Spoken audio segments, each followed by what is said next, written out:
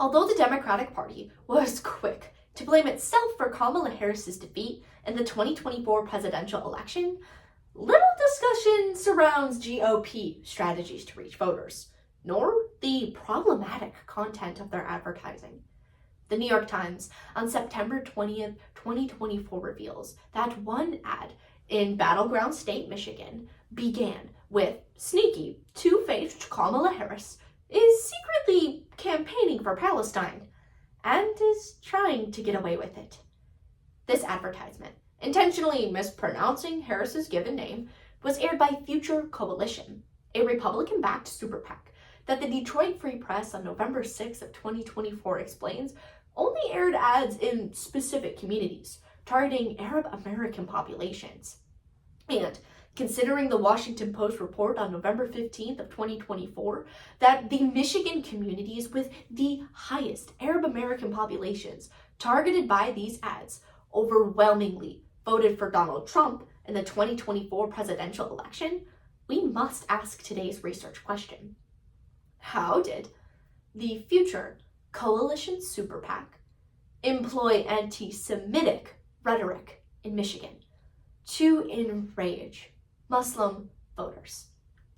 To answer, we turn to Daniel Green's research, The Discursive Construction of Anti-Semitism in Nazi Children's Books, published in the August 2023 International Journal for the Semiotics of Law.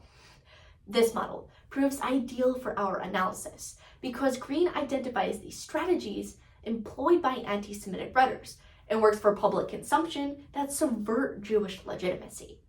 So, let's dive into the mudslinging by first discussing Green's model, then applying it to the Future Coalition ad campaign, before finally drawing implications to advertisements that Al Jazeera notes on October 24th of 2024 openly invoke anti-Semitic bigotry. Green identifies the strategies Nazis used to separate Jewish people from acceptable norms of behavior. Green identifies the norms their perceived behaviors negate in three key tenets: the negation of moral norms, customary norms, and religious norms. First, throughout the storybooks, they portray Jewish characters as being evil and manipulative. For example, in The Poisonous Mushroom, a Nazi storybook, they depict Jewish characters as being in cahoots with each other for immoral purposes. In this illustration, two lawyers praise the lengthening of a legal statement for a poor, non-Jewish character.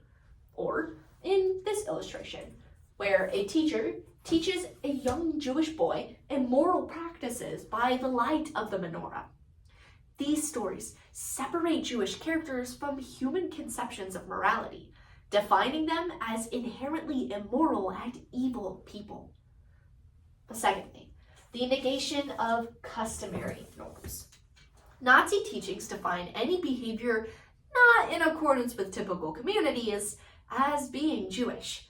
Green reports on the sentiment that for the sake of Germany's future, they had to teach the same lesson over and over again, that the Jew was Satan in human form, and thus Jewishness was seen as a dangerous and controlling force, labeling Jewish people as the antithesis to both custom and reason. But finally, the negation of religious norms. Throughout the storybooks, they portray the Jewish faith as being morally exclusive, with the Talmud supposedly encouraging the cheating and stealing from other non-Jewish characters. Thus, Nazi teachings would dictate that if given the choice, Jewish people would feel no remorse for the suffering of non-Jewish people. Now that we've discussed Green's model, we can apply it to the Future Coalition ad campaign. First, the negation of moral norms. The New York Times on September 21st of 2024 reveals that one advertisement aired frequently started with "Supporters of Free Palestine, they hate her," while depicting police arresting pro-Palestinian demonstrators. This advertisement then ends with Kamala Harris and her Jewish husband Doug Emhoff smiling into each other's faces as a menorah burns in front of them. This same strategy was used by Nazis to depict Jews in cahoots for ulterior purposes. The targeted reinforcement of Harris's ties to Judaism, as well as the negation of American norms concerning Palestine, fulfills our first tenet. Second, the negation of customary norms.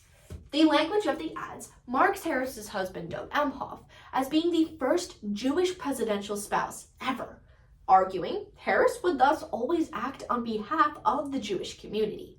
In fact, The Hill reported on October 28th of 2024 that one of the advertisements read, "Vice President Harris has chosen a side, the right side. She will always stand with Israel and the Jewish people."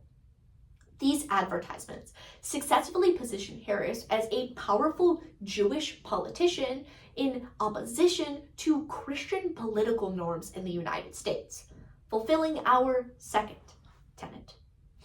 Finally, the negation of religious norms. Al Jazeera on October 3rd, 2024 explains how the advertisements separate Harris from the Muslim faith. One advertisement emphasizes that Harris has pledged to supply Israel with weapons, despite ongoing, well-documented human rights abuses in Lebanon and Gaza. Many of the advertisements position Harris as a Jewish actor who is unconcerned with the suffering of non-Jewish Palestinians, fulfilling our final tenet. Now that we've discussed Green's model and applied it to the Future Coalition ad campaign, we can return to today's research question. How did the Future Coalition Super PAC employ anti-Semitic rhetoric in Michigan to enrage Muslim voters? It's evident that this ad campaign successfully positions Harris as the antithesis to Arab Americans and their values, prompting us to consider two implications: the weaponization of anti-Semitic language and the normalization of anti-Semitism. First, the use of anti-Semitic language as a weapon proves a growing trend in politics.